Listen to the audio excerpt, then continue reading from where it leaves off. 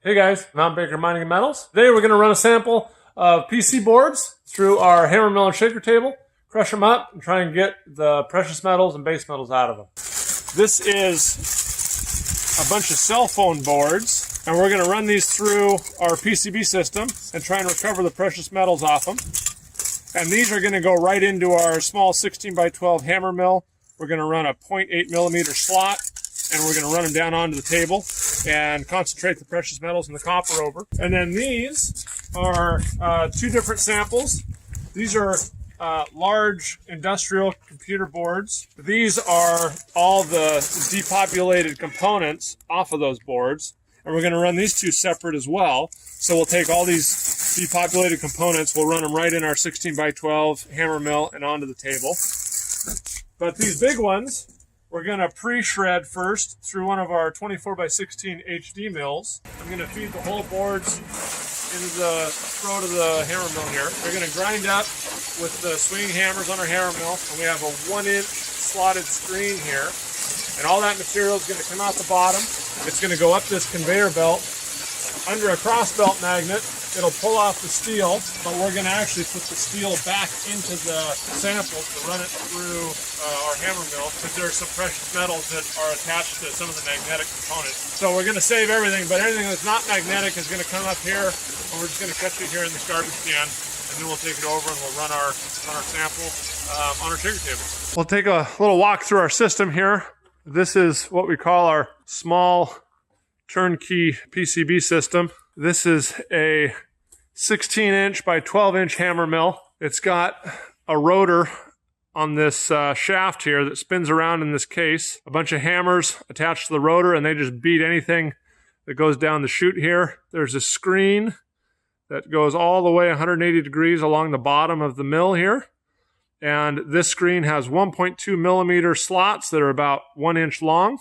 And the whole screen's covered in those.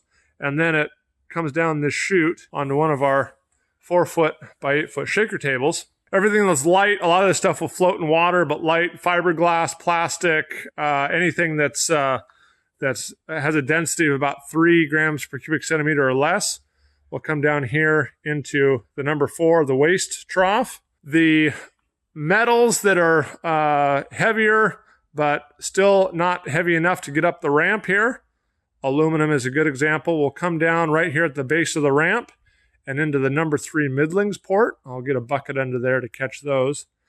And then all your copper, your steel, anything denser than about 5 grams per cubic centimeter, there's a little ramp built in the table. You can see these 4 long grooves. Those metals will come up the ramp under this diagonal water bar onto what we call the cleaning plane. There's another little flat spot up there.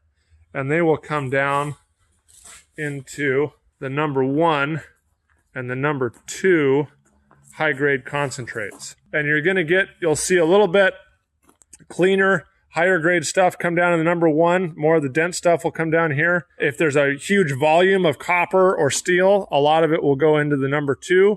We have our 2 safety grooves here in the table that catch anything that kind of overflows down here. It'll bring it over to the number 2.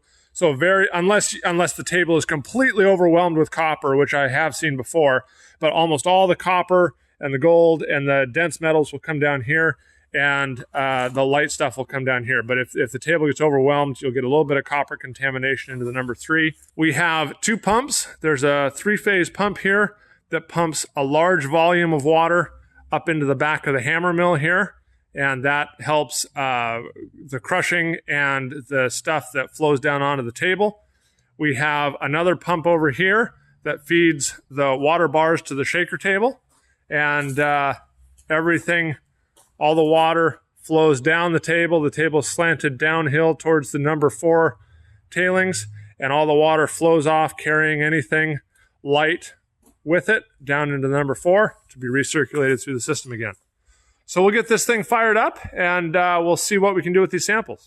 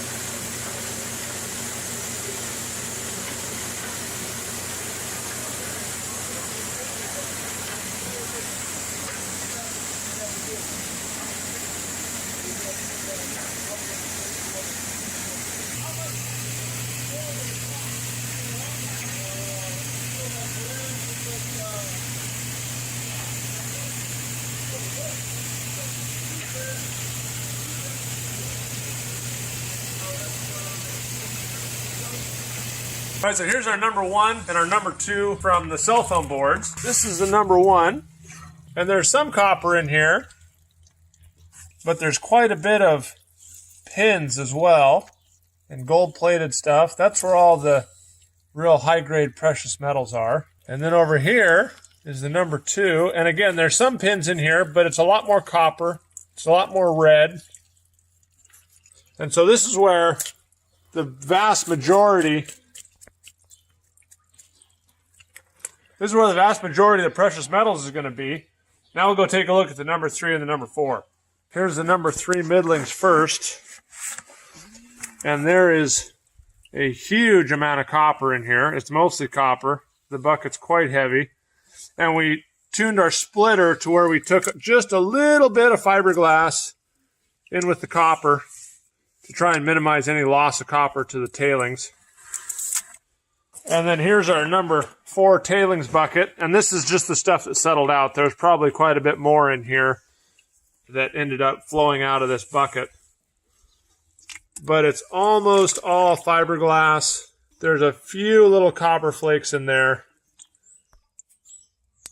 But as far as, you know, the amount of copper, there's hardly any. There's not a percent. There's probably less than 0.5%.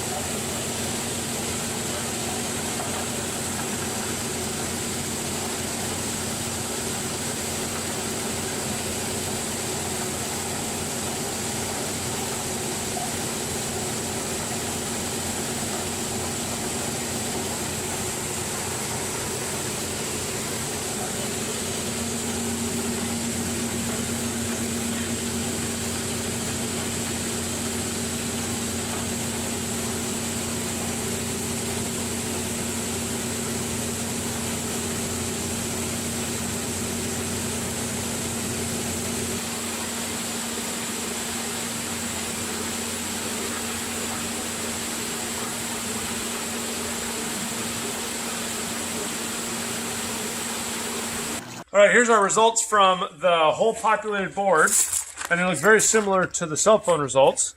Here's some copper, lots of pins, white metal in there, and that's where a lot of your precious metals are going to be. Then here's the number 2, quite a bit more red metal. There's still a few pins and stuff in there, but a lot more copper. Here's the number 3